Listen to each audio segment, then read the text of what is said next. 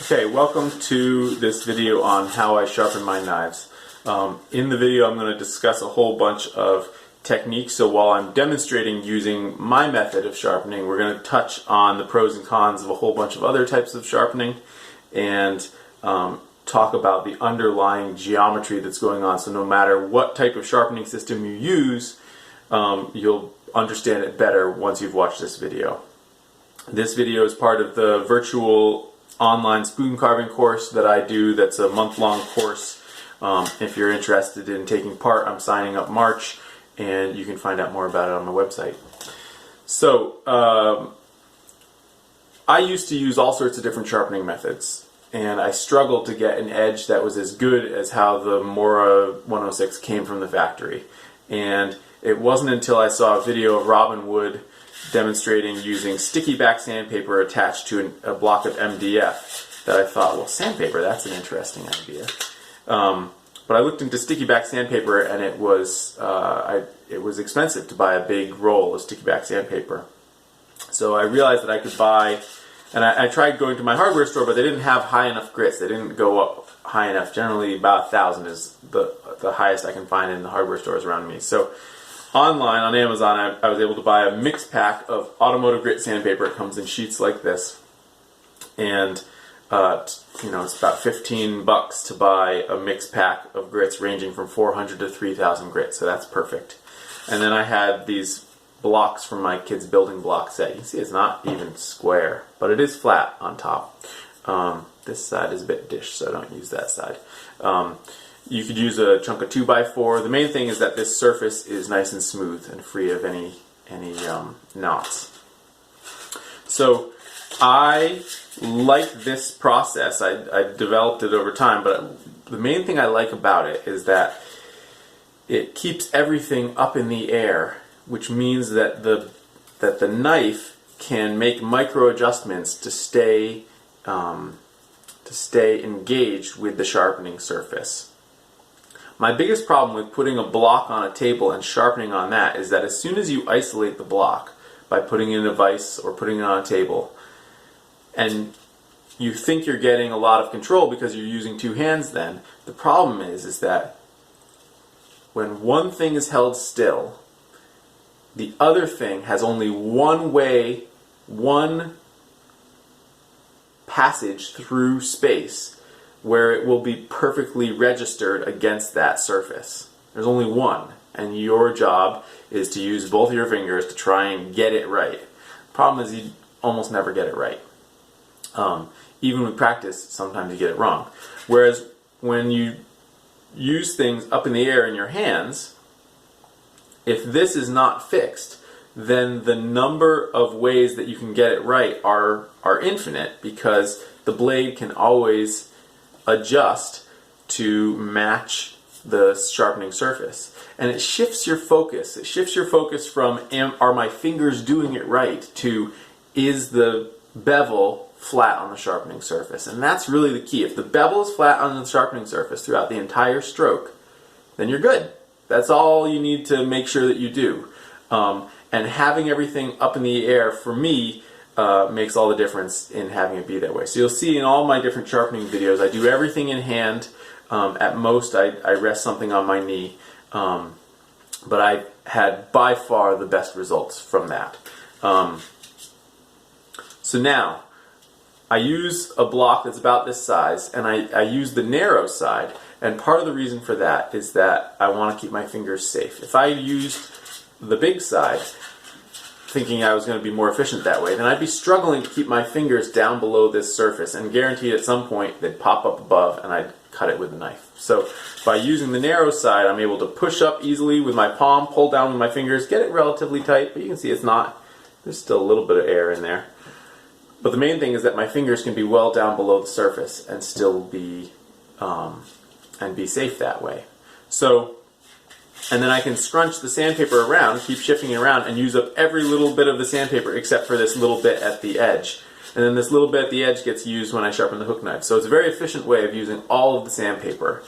And it's very cheap. The other thing I like about using sandpaper is that it just can live in my toolbox, and I never have that feeling of, oh, I need to sharpen, but I need to pull out the water stones, dress the water stone to make sure it's flat. I need to soak it. I'm going to make a mess. I got to clean up the mess. For me, that's too high a bar. And so having a really simple system like sandpaper wrapped around a wooden block means that I sharpen when I need to sharpen and I don't put it off. And that makes the biggest difference as well. So, how do I do it?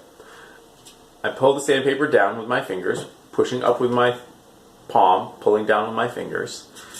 You don't want to have a Vulcan death grip because your hand will go numb by the end of this. So the trick is to sort of get as much tension as you can, but still keep everything kind of relaxed. And then, placing the blade, here I'm going to tip this whole thing down so you guys can see a little bit better. There we go. Stand by. Okay, so placing the blade on the side far away from myself, and notice how the handle is pointed in the direction I'm going to be traveling. I'm going to be traveling into the edge, and then pull it towards myself like that. Now, a couple of things to notice. My thumb is on the side of the handle, and that way I can see. If I put my thumb here, I wouldn't be able to see whether I was truly flat on the sandpaper or not. And I'm paying particular attention to the tip, but you notice that I'm using the entire length of the sandpaper, so by the time I get to the tip, I'm all the way down here. I don't want to be done here, because then I'm not using this bit of sandpaper. So you want to calibrate your stroke such that you use the whole length of the sandpaper for the whole length of the blade. And then going away from myself, rather than keep my finger here, I put it here on the bevel so that I can keep it rocked forward. You can see it's easy to rock back off the bevel, and what matters is that I'm rocked forward like that.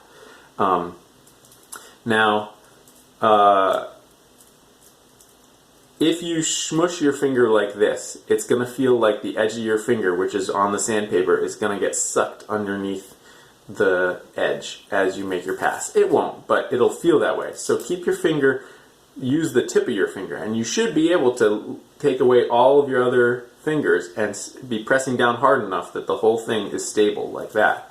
Now, angle the handle so that it's going away from you and push away from yourself like this. Now, most people get this stroke correct because it's coming towards you and you can see exactly whether or not you are registered flat on the bevel or not. But most people struggle with this stroke because what happens is right about here, you need to either lift the handle slightly or rock forward slightly. It's the tiniest little movement. But what it is that as you approach this gentle curve here,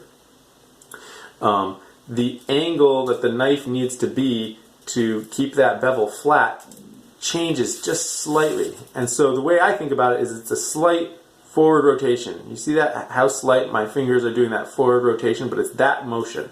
So as I'm doing this stroke, right here, I'm going to do that little forward rotation. You don't want to go so far forward that you're actually rocked up on the edge of the knife. You don't want to rock up on the edge of the knife. You want to be as flat on the bevel as possible.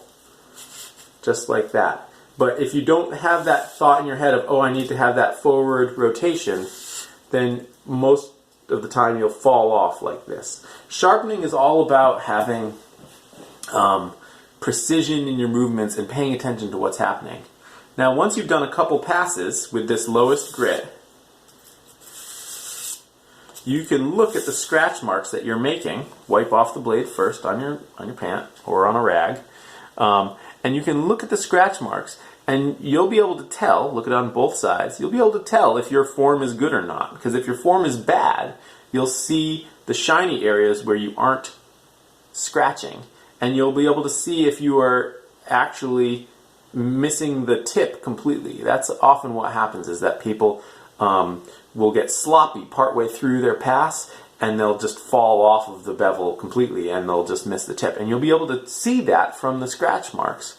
And so it's important to look at the scratch marks at this phase. You also look at the scratch marks to tell if you've gone far enough.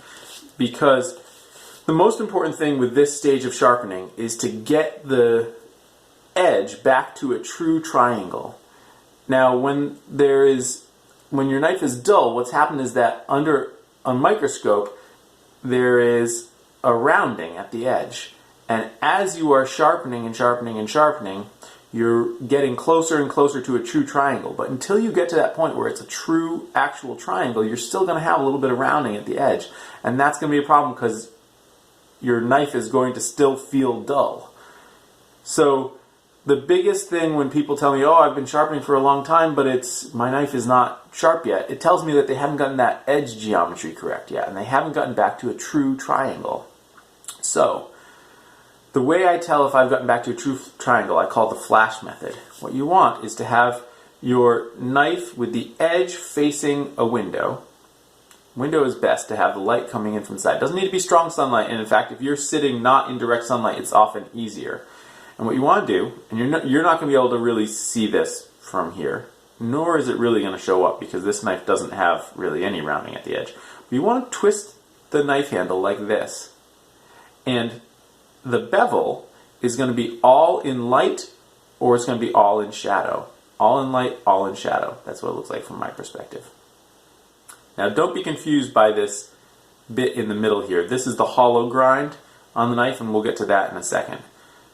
What I'm looking for with a hollow grind are the two tracks at the edge and at the back of that bevel, are they flashing light at the same time? And then what I'm looking for is if there is rounding at the edge, right before I go from all shadow to light, when the bevel's still in shadow, there might be a very thin line of light right at the edge. And that is the rounding of the dull edge, catching the light just a fraction of a degree before the entire bevel does. The nice thing about this method is that you can use it on both sides, and it will tell you precisely where you still have that rounding, because it's not necessarily going to be everywhere on the blade.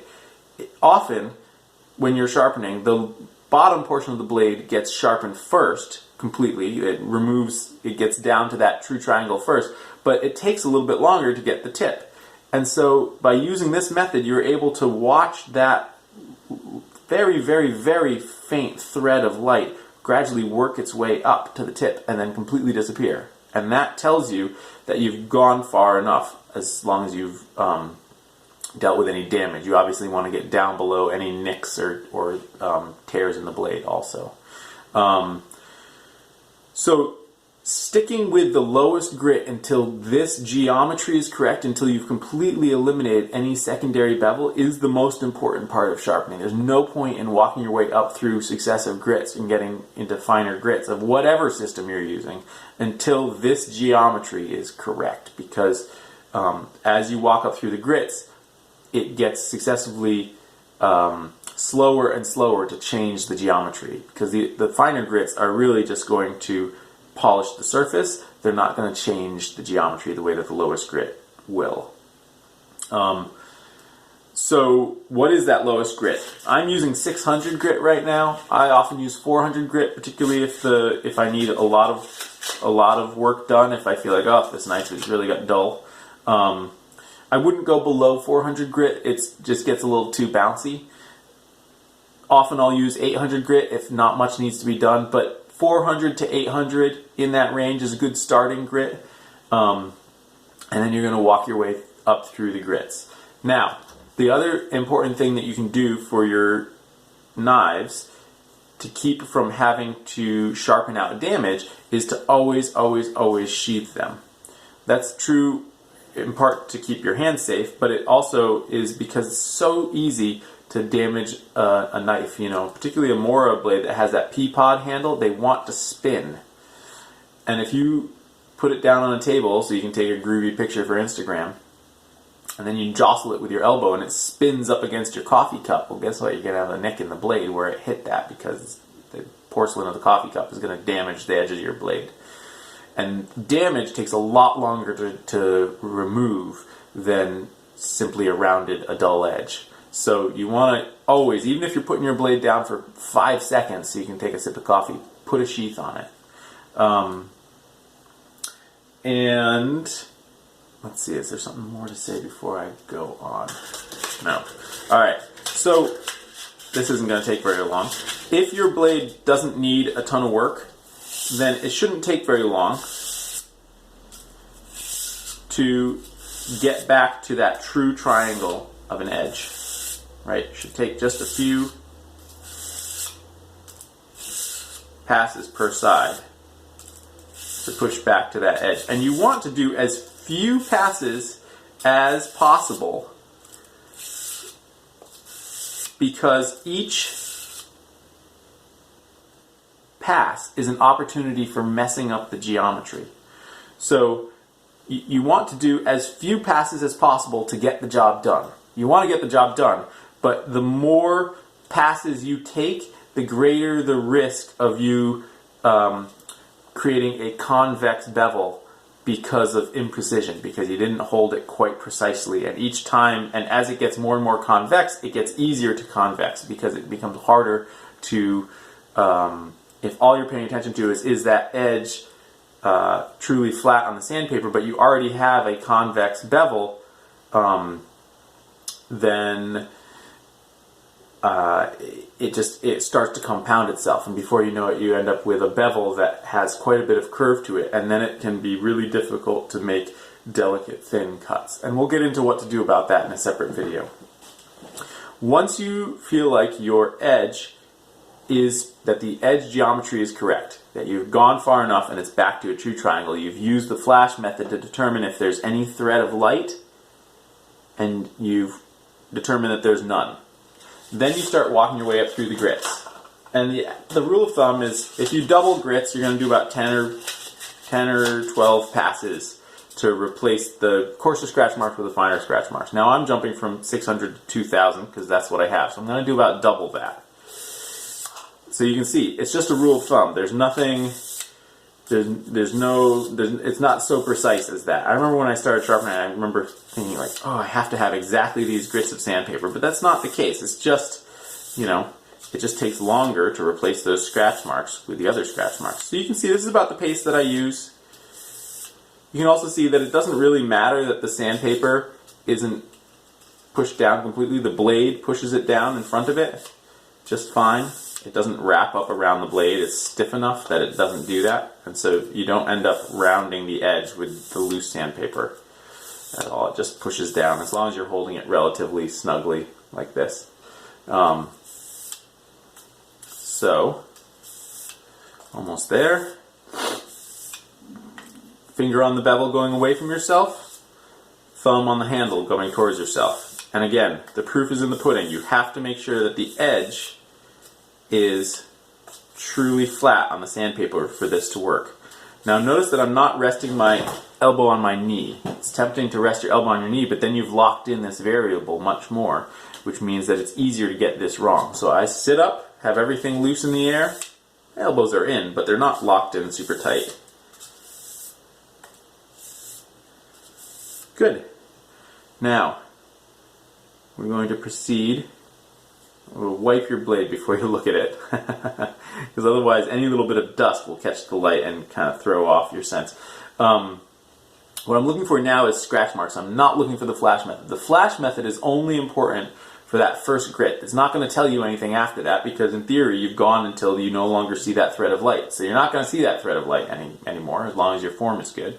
What I'm looking for is the scratch marks to make sure that the scratch marks I'm seeing are the scratch marks from this grit rather than the coarser scratch marks underlaying it. But often I don't look to see the scratch marks. I just count and then I switch grits. So now I'm going up to 3000, so I don't need to do as many passes. As you get up into these higher grits, you need to pay attention to your form even more, because you're not going to get the same tactile feedback if you get sloppy with your form and you fall back off the bevel. When you're in those coarser grits, once you've established the initial scratch pattern, if you fall off the bevel by rocking the knife back slightly, you're going to feel it, because that fresh metal is going to go bump, bump, bump, bump, bump, bump, bump. It's going to feel like a car going off the edge of a road. As you get to these finer grits, you're not going to have that same tactile feedback. So you need to check your form consciously and make sure that it's solid, because you're not going to have the tactile feedback. All you've got is using your eyes to tell you that you've gone far enough. Now, it's really helpful for me in this video. If I were struggling with getting this bit going away from myself of getting it fully engaged on the bevel, first of all, I would just lock in my attention and pay attention to it. You can feel it. But there is a way in which being able to see it here, so you could put your phone on a tripod and do it like this, or I'm going to do a post about it a little bit, but I have a mirror right here, which somebody suggested if you do it in a mirror, it allows you to see the stroke going away from yourself. Now, the danger of looking in a mirror is that you pay attention to what you see and you stop paying attention to what it feels like. And really what you need to pay attention to is what does it feel like when I'm doing it correctly. But I think using the mirror might be a good opening gambit if you find that you are struggling to be as precise as you need to be. So, now that I have gotten my blade up to 3000, I could stop there and use this and get a nice knife finish. I'm going to stop, but that's going to be a separate video. Was there something else I was going to say about sharpening? No. We'll talk about how to deal with a convex bevel in a separate video. I'll talk about doing hook knives in a separate video and also doing axes and draw knives. But they're all going to use the same sandpaper method. And you want to be using fresh sandpaper because fresh sandpaper just cuts so much more aggressively than sandpaper that's worn out, and it's cheap, so just buy new sandpaper. This was the thing I wanted to remember to show you guys. So, if when you place the knife down, you try and get it on that bevel, part of the time you're going to get it, you're going to nail it, you're going to get it on the bevel. Part of the time, you're going to land with the spine back and then rock forward onto the bevel. But part of the time, you're going to be sloppy and you're going to land edge down and then rock back. And landing edge down is going to damage the edge that you just spent a bunch of time trying to get nice and clean. So, develop the habit of always landing on the back and then rocking forward, making your pass, flip, land on the back, rock forward, make your pass. Flip, land on the back, rock forward, make your pass. And having that discipline of landing on the back spine and then rocking forward onto the bevel is going to ensure that you don't damage your edge even as you're trying to make your edge. Got it? I'll talk to you in another video.